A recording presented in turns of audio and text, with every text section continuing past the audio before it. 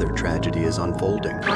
A mother of 4 vanishes into the night. I know she would never have left her children. They were the most important things in her life. And the folks around town are whispering murder. He was the wealthy husband and she was the wife. But nothing is as it seems in this small town. They said somebody else abducted Michele Harris from the end of the driveway. Did the husband do it? Or is there a murderer amongst them? We had very little physical evidence, and we had a lot of circumstantial evidence. How well do you know your neighbors? What lies behind the white picket fences?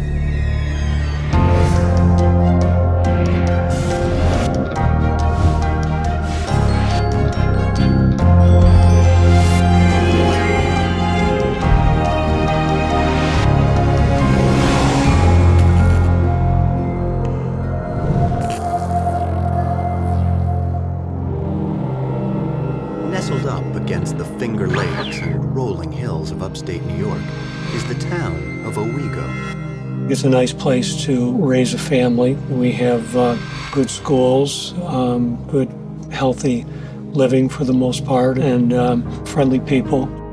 It's the kind of homey place that people can never quite seem to leave. A lot of people live here for their entire lives.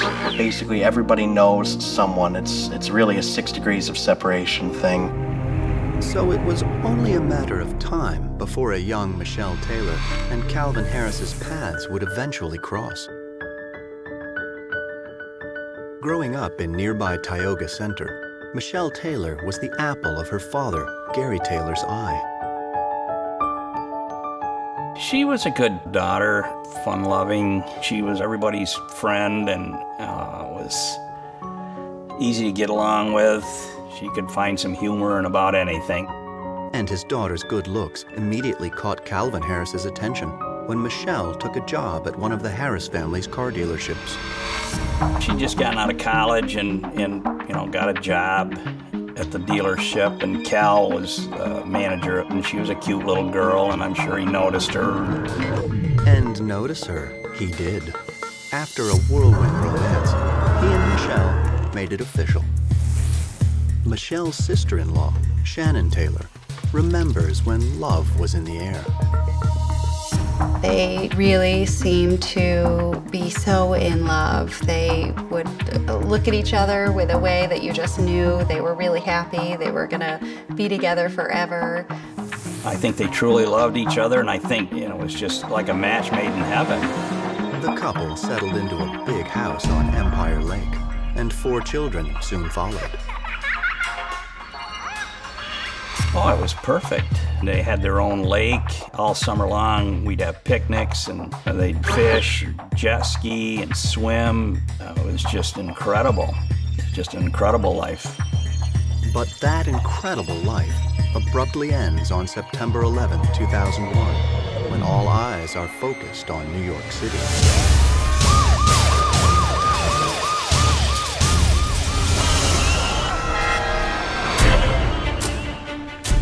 Along with the rest of the world, WEBO radio news director Chris Schmidt is caught up in the chaos following the terrorist attacks. Things were very crazy. It was really a mood of, I can't believe that just happened in New York City, and what can we do to help? Because we're only about 3.5 hours away from them. And the investigators at the Owego branch of the New York State Police are on standby to help out their fellow New Yorkers at Ground Zero. We were still concerned over what was going on in New York City with the attacks, but it was a general work day. Duty soon calls for investigator Mike Myers, but not in Lower Manhattan. No, Investigator Myers gets the call right here, in his own backyard, Tioga County. In the early morning on the 12th, we received the report of Michele Harris missing. The report states that Michele Harris, the devoted mother of 4, never came home on the evening of September 11th. And her family is worried sick. Oh, she would never have left her children. She was a good mother. They were the most important things in her life, so I knew it was serious. Investigator Myers makes his way to the Harris house. He assumes, like most missing person cases, this one will most likely work itself out. Still, it's his job to investigate. I knew immediately when we got the report who we were talking about. Cal Harris was pretty well known in the community because he had a Ford dealership in Owego. Everybody knew who he was. After arriving at the couple's home, Myers begins his investigation. When I spoke to Mr. Harris, he was pretty much non-emotional about everything. He didn't seem panicked or upset or concerned where Michele was. He would just give us the facts. Mr. Harris's tone strikes Myers as odd, but the investigator isn't jumping to any conclusions, especially since Michele Harris has only been missing a few hours. I didn't have any great opinions of the way he was acting. Everybody's different, and some people just handle it different ways. Investigator Myers does a quick walkthrough of the Harris home, looking for clues that might shed some light on Michele's disappearance. Mr. Harris gave us full reign of the residence. We could look through any room. We were looking for any type of disturbance, just anything that would look out of place that might have some sort of meaning as to where the person is or was headed at the time.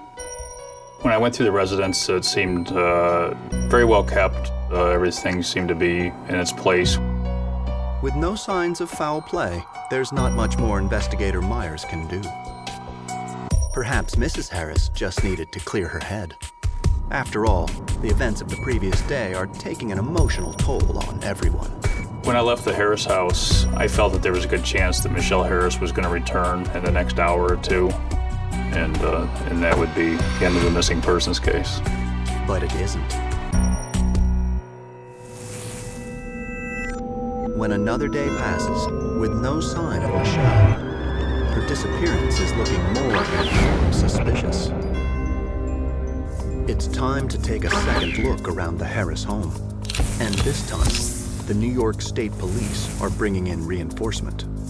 Senior investigator Steve Anderson isn't a TV forensics guy. He's the real thing, and he takes his job very seriously. I'm not there to interact with people. I'm there to look for stuff. He's a methodical investigator with a keen eye for things that other folks might miss. With any missing person, you have to look at all the possibilities. Indicators of foul play, signs of an altercations. And it doesn't take long before Anderson's keen eye catches signs of something suspicious. And upon entering into the garage and walking towards the door that leads to the rest of the house and enters into the kitchen, I observed some dried stains on the wall of the garage, which appeared to me to be blood. And it's not just in the garage. I then entered into the kitchen area from the garage, and looking immediately inside there, I noticed some blood on the door molding, on the molding to the floor, and on the tile floor itself. But perhaps what's most disturbing to Anderson is a haphazard attempt at scrubbing the area. The wispiness of some of the stains here. Some of the blood stains did appear to have been cleaned up, or partially cleaned up, showing that something was added to the blood to make it more translucent. For Investigator Anderson, it all points to one thing. The finding of the blood in the house and evidence of cleanup, that would be indicative of an event and a potential crime scene being in the residence. It's not boding well for Calvin Harris. And things are about to get worse when investigators learn trouble was brewing in the Harris home. She suspected that Cal was having an affair. Her whole marriage had been wrong, that it hadn't been right. The question is, wrong enough to commit cold-blooded murder? Cloudy, cool, and breezy, highs in the 60s today. Your News Now Southern Tier forecast. WEBO radio news director Chris Schmidt has reported on a lot of the big news in Owego. A ruckus at a town meeting, a barking dog, a rowdy neighbor. And on any other day besides September 12, 2001, the disappearance of a local woman would be the top story. People knew of the Michele Harris disappearance. They might not have been able to process it because of everything that was happening in New York City after September 11th. But they knew that she was missing. They knew that she was the wife of Cal Harris. And everyone knows the husband is always the first suspect in a missing persons case. the police just might have to agree. Especially when the blood discovered in the house turns out to be Michelle's. Senior investigator Susan Mulvey is an old-school cop. It's just the facts, ma'am. Or in Mulvey's case, evidence. Once Steve Anderson found the blood spatter evidence, that changed the complexion of the case. The blood looks pretty bad, but there's no body to speak of. Mulvey orders an extensive search of the area surrounding the Harris home, looking for Michele or any trace of what might have happened to her. We had many, many people and volunteers doing foot searches of the land that they own. It's a huge area, very wild. We brought divers in to their private lake. We brought in cadaver dogs and search dogs, and we couldn't find anything. If Calvin Harris did kill Michele in the house, he's done a good job disposing of her body. And without a body, police have an uphill battle ahead. Still, it's not looking good for Calvin when police get a glimpse of the couple's relationship. Michele suspected that Cal was having an affair. The little things had come up that just didn't seem to fit. She started taking a different view on her relationship. Her whole marriage had been wrong, that it hadn't been right. Funny thing about affairs, they have a way of breaking up marriages. Even Calvin himself admits to police the relationship was going south. From talking to Mr. Harris, he said that she pretty much lived her own life and he lived his own life. They haven't slept together in the same room for about 10 months. Michele had filed for divorce, but decided to remain in the couple's lakefront home with her children.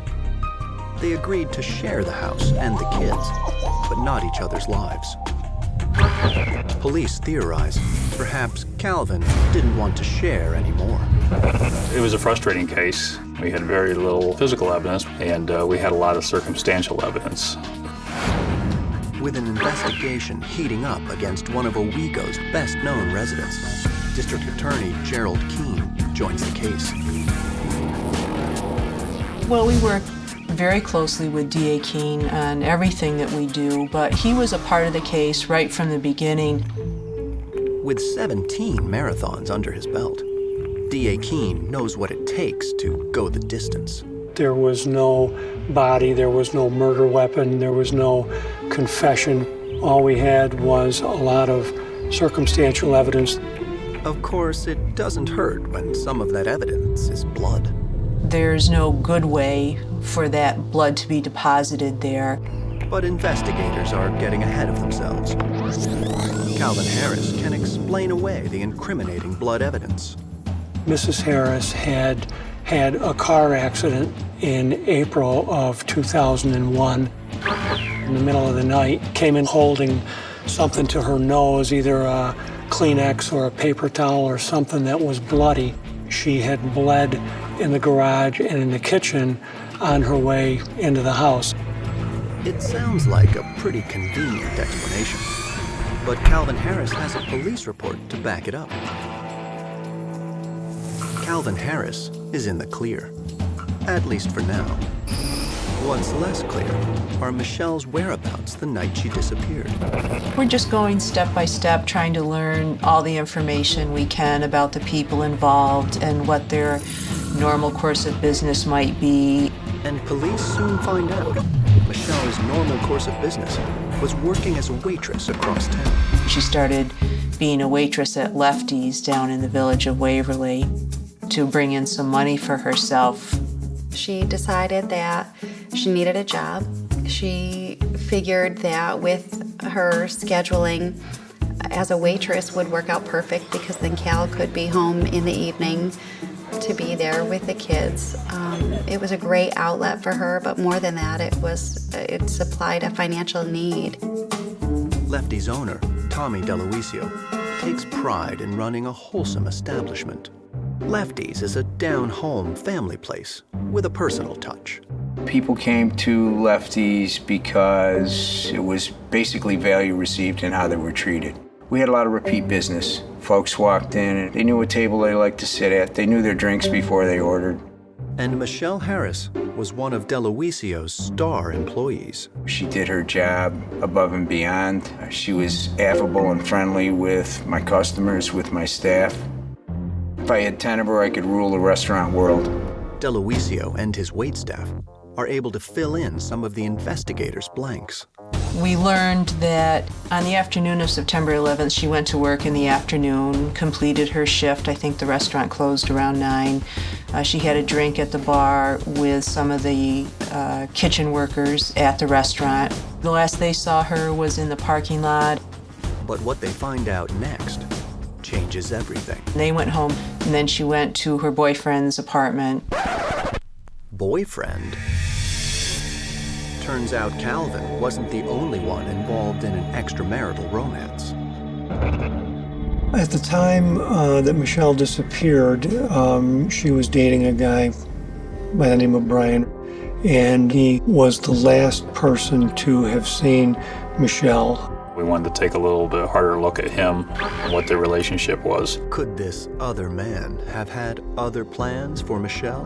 When we discovered that information, we were very concerned that this might be an explanation as far as what had happened to Michele. But that's not the only secret hiding behind closed doors in this town. Some of the employees at Lefty's had some unusual backgrounds.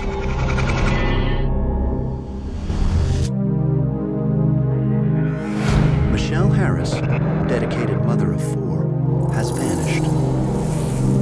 Vanished from her home, from her life on a beautiful patch of semi-wild seclusion in Tioga County, New York.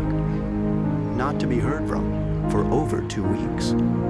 The New York State Police are thinking the worst, and the worst doesn't usually happen around here. Something bad has happened to her. She would not willingly be away from her children like that without making some arrangements, or, she wouldn't just not come home. Something catastrophic has happened to her. So when senior investigator Susan Mulvey and her no-nonsense team discover Michele Harris has been getting serious with a man named Brian, his name jumps to the top of the suspect list. So being the last person to see her, the police were interested in knowing as much as they could about what happened during the time that they were together. The boyfriend insists Michele was alive and well the last time he saw her. According to Brian, she was there at his apartment for approximately an hour or an hour and a half. They spent that time talking to each other about the events of September 11th. At about 11 o'clock or 11:15, Mrs. Harris left Brian, and that was the last time he saw her. It's a nice story, but can he prove it? He made himself available anytime we wanted to talk to him. He provided DNA samples. After talking to Brian, he rested our suspicions somewhat. Somewhat, but not entirely. He agreed to take part in a polygraph examination and passed the polygraph. Turns out, the other man isn't anything other than a decent, honest guy who's all torn up about the disappearance of the love of his life. What they found about Brian was that he was very emotional, as far as teary, and very concerned about Michele, willing to do anything to help the police with their investigation. So if it's not the boyfriend, not the husband, who else might be responsible for Michele's disappearance? Investigators start running down the list. We looked at everybody surrounding her, looked at who may have made threats towards her, who she may have voiced fears or concerns about. And there are 2 employees at Lefty's that raise big concerns with police, both of whom just happened to share a drink with Michele the night she disappeared. When we looked at the workers at the restaurant, some of them had brushes with the law in the past and criminal histories. As Lefty's line cook, Alex Holden was usually hidden behind Lefty's kitchen door. An unassuming guy, hidden from view, but also hidden, is a violent criminal record. When we did a background check on him, we found that he had been convicted of a crime in Arizona and did a 10-year prison sentence in Arizona. And it was a violent crime against a female. So obviously we wanted to take a little bit harder look at him. A history of violence towards women? Maybe history has repeated itself. There's only one way to find out. We spoke to him, and we spoke with his girlfriend, who provided an alibi for the entire night of 9/11 over to 9/12. He was home with her the entire night, and he was very cooperative, provided DNA, and would talk to us anytime we wanted to talk to him. With Alex Holden in the clear, police focus on the other man that night, Michael Akers. Akers' criminal record may be cleaner, but he's also holding a secret. Michael had a sexual relationship with Michele. A relationship that just happened to be going on at the same time as Michelle's relationship with Brian. Cheating on the other man with another man? Jealousy between lovers may have been too much for Michael Akers to stand. When I talked to Michael, he immediately told me that he had had a sexual relationship with Michele for about 6 weeks. But he said he never saw her socially or went to any bars with her, has never been to her residence, didn't know where she lived. Akers insists it was just a casual fling, no strings attached. And after several rounds of questioning, his story checks out. They had some brief relationship, and it ended on friendly terms, without any problems or any animosity towards each other. All of Michelle's co-workers are crossed off the suspect list. I personally didn't have any concerns over either one of the gentlemen in question. I didn't think anybody in Lefty's was capable of having anything to do with Michelle's disappearance. Investigators are in a pickle. No body, no suspects, no evidence of a crime, maybe no murder. Despite what everyone says, perhaps there is a chance Michele Harris simply ran away from her complicated life. And it certainly seemed complicated. If she's alive, there'd be a paper trail. Nobody goes off the grid completely. We worked with the Secret Service to look at her Social Security number to see if it was used anywhere. We looked at her credit card history to see if they came up anywhere. We tried to track her jewelry that she had, and we weren't able to find anything through those efforts. All roads seem to lead to one thing. Michele Harris is not missing. She's dead. But with no body or new leads, the case stalls.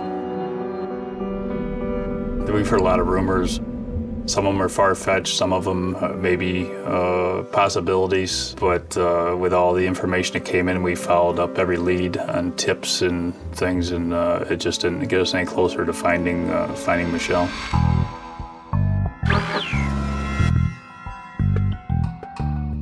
Still, despite the passage of time, Michelle's father desperately clings to hope. From the time that Michele disappeared, I still kept hoping or thinking that maybe, the phone will ring or the door will open and Michele will walk in. But she doesn't. Almost 2 years pass with no sign of Michele Harris, dead or alive. So police decide to take a closer look at who just might benefit from her untimely death. We were able to eliminate the extra people in her life. Once you parsed everything else out, what we were left with was Calvin Harris. Problem is, Calvin has had an answer for everything. But police soon uncover one thing he can't talk his way out of. We learned that she was terrified of Calvin due to threats that he had made to her. And that's just the tip of the iceberg. There was a pattern of his treatment of women. The FBI says one man has committed 13 different robberies in the southern tier. As since news October. director, They're hoping- it's WEBO Radio Chris Schmidt's job to wade through all the speculation and innuendo and report the facts. And in the town of Owego, New York, there's no shortage of rumors and innuendo about what happened to Michele Harris. I think there were some people that from the start believed that Cal had something to do with Michelle's disappearance, and I think that more people started to form that opinion as weeks turned into months, turned into years of no one hearing from her. It's a sentiment that Michelle's family seems to share. The thought that Cal could murder Michele, I think we just knew there was no other alternative. And after 2 long years, with no sign of Michele Harris, investigators take a harder look at the one person who might gain from her disappearance, Calvin Harris. There was a divorce that was going on at the time. Like any divorce, Calvin stood to lose at least some of his assets. But when police learn how much, they realize that Calvin Harris has a million reasons to want his wife dead.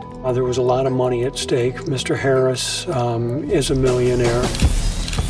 She would get a share of all the assets that the Harrises had acquired during the course of their marriage. And Michelle's divorce attorney was determining how much of those assets by demanding an appraisal of Calvin's car dealership. They wanted to find out what these car dealerships were worth, which would have been a huge expense for Mr. Harris, and it would have opened kind of a Pandora's box as far as all of his finances and his business dealings. But it's not just about the money. Like most divorces, Calvin Harris was in jeopardy of losing custody of his kids. Mrs. Harris was represented by a hard-driving attorney that was demanding that Mrs. Harris would receive custody of the children. For the prosecution, it all adds up to a boatload of motive. By killing his wife, he stopped the divorce proceeding. He kept his children. He just regained control of everything. The upcoming divorce looked like it would take a shocking toll on Calvin's life. More shocking, though, is what some of Calvin's old flames have to say. We learned there was a pattern of his treatment of women. There was a girlfriend that he had been physically abusive to when he was in high school. He had been physically abusive to his first wife. He was married for less than a year once before the marriage to Michele Harris. A man with a temper, on the verge of losing it all. People have been killed for less. And when investigators start putting the screws on Calvin's family, the image of the picture-perfect marriage is shattered forever. Well, we had reached out to talk to his family, his brothers, his sisters-in-law. At first, Calvin's family is reluctant to talk. But finally, Calvin's sister-in-law comes clean with some pretty damning information. Michele had called her when she was having a fight with Cal at their marital home, and she had locked herself in a closet and was on the phone to the sister-in-law while Cal was racking a shotgun right outside the door. And she was trying to reach out to her sister-in-law for help during that event. But the stories don't stop there. Mr. Harris had made some threats to Michele. What he had said to her was that he wouldn't need a gun to kill her, that if he did kill her, her body would never be found. It's a lot of circumstantial evidence, but investigators will need more to nail this guy once and for all.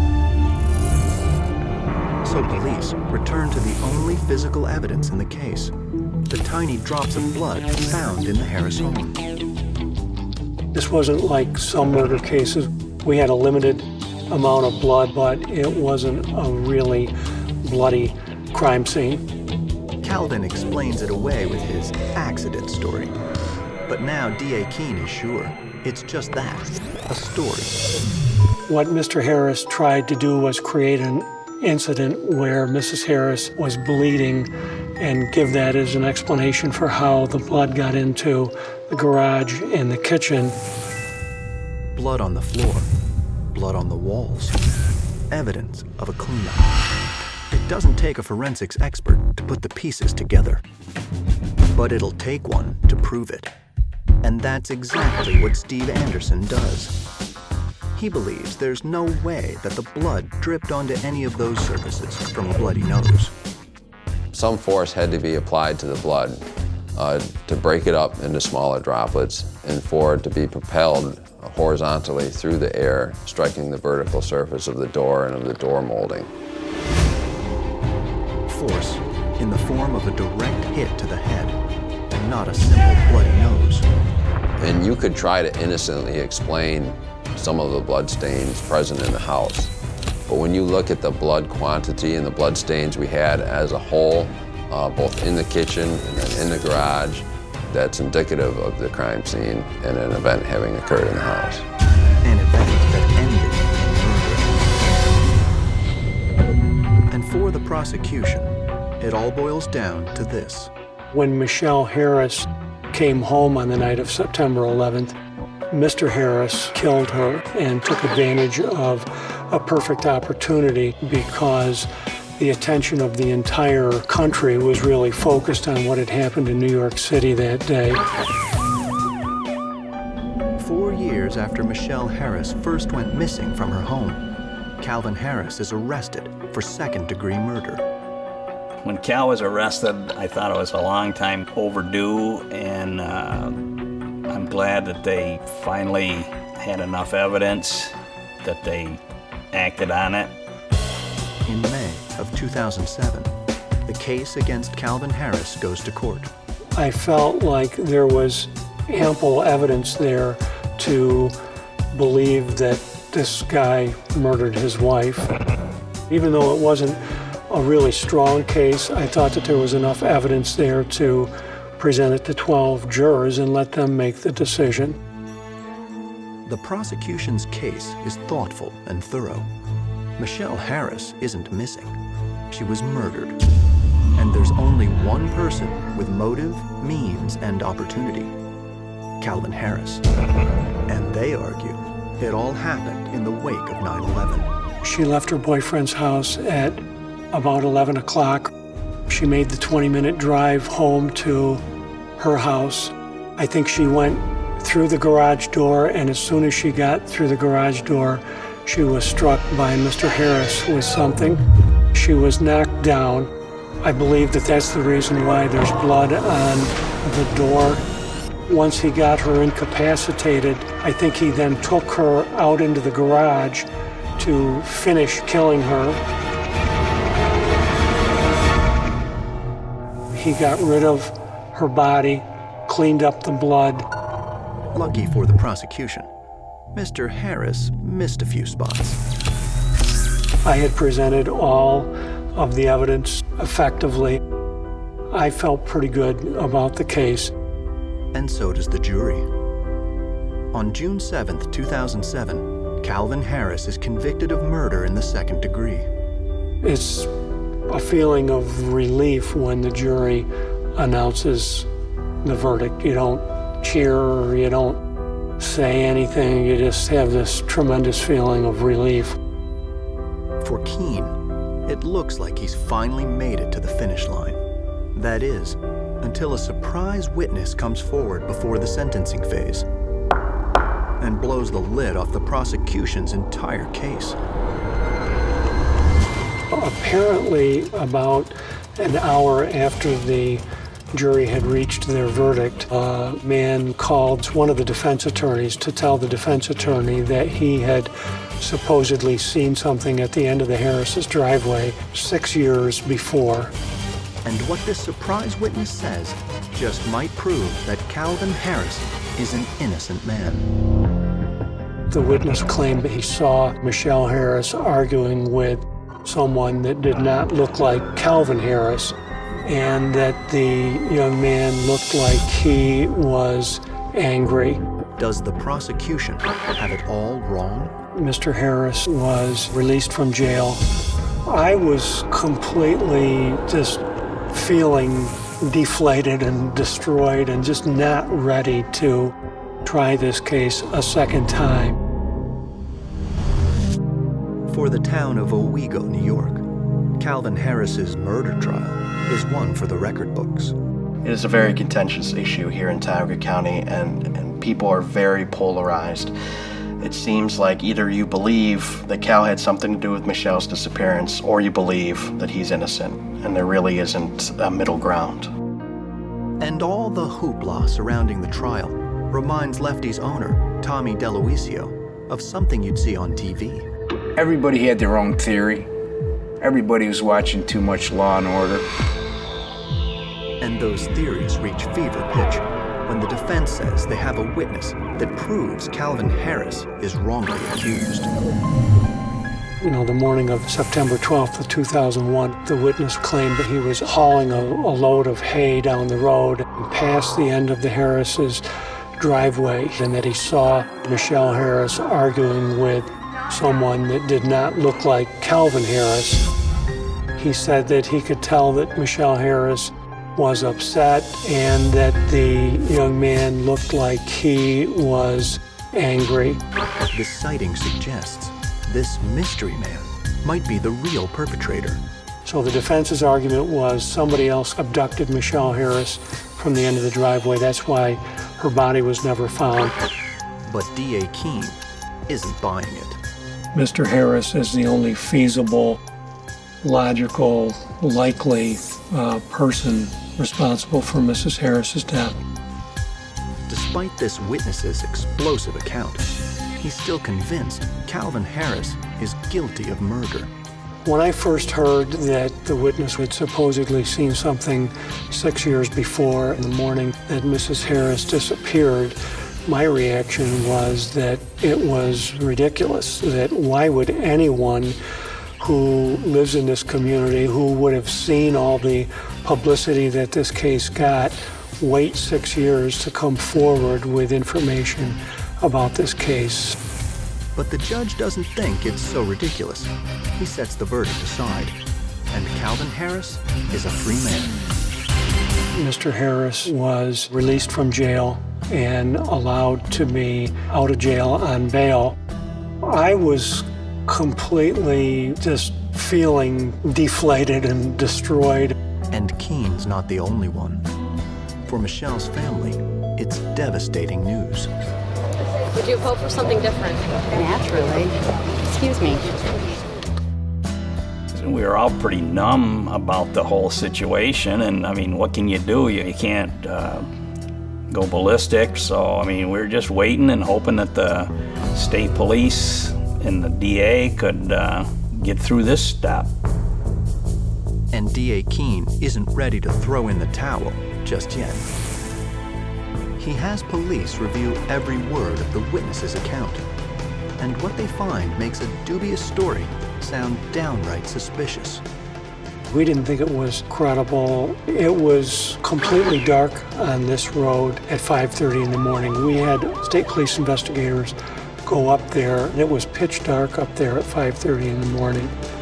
Bottom line, the prosecution says the conditions were too dark to see all the details the witness claims to have seen. So what does this man have to gain by coming forward with his supposed sighting after 6 long years? The witness made a remark to his wife that he wouldn't be surprised if some morning he found a bag full of money in his truck. Keene argues the witness may not know Calvin Harris personally, but he knows a potential for a windfall when he sees one. Michele Harris is dead. Sometime during the night, Mr. Harris was a millionaire. Mr. Harris had a car dealership, so we argued to the court that there's some apparent financial motive here. Confident they can discredit the defense's star witness on the stand, the prosecution is ready to face a jury again. When I came into court for the second trial, I was feeling good about the case. We were feeling prepared. I felt like we had a really good chance of winning. He believes they have the truth on their side. Our case did not change much between the first trial and the second trial. The evidence is the same. Only this time, Keene's prepared to show that the witness's story has more holes than a slice of Swiss cheese. I thought that the witness was completely destroyed as far as any credibility with the jury by the cross-examination that we were able to do on him. It's looking promising, but it's still far from a slam dunk. And the residents attending the trial are split down the middle. I think you could sense the tension in the courtroom between the Harris family, who didn't think Cal did anything wrong, to the Taylor family and the friends of the Taylors, who believed that Cal had something to do with Michelle's disappearance. But that's for a jury to decide. And on August 5th, 2009, the jury finds Calvin Harris guilty of his wife's murder again. He is sentenced to 25 years to life in prison. He is currently planning an appeal. When Mr. Harris was found guilty for the second time, I felt happy to have it over with, feeling that justice had been done.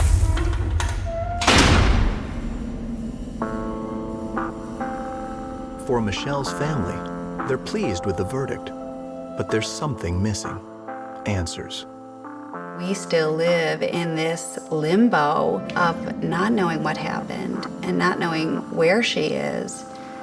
So there's no satisfaction. Still, there is some comfort in knowing, although she may not be coming home, her memory will live on. We had a memorial stone made, and it's next to her mom's headstone. There's a phrase on there that says, "It's all right, that's all right." I mean, that's just how she was. You know, she just didn't get upset about things. I mean, things did not rile her. She was the one that made everything okay.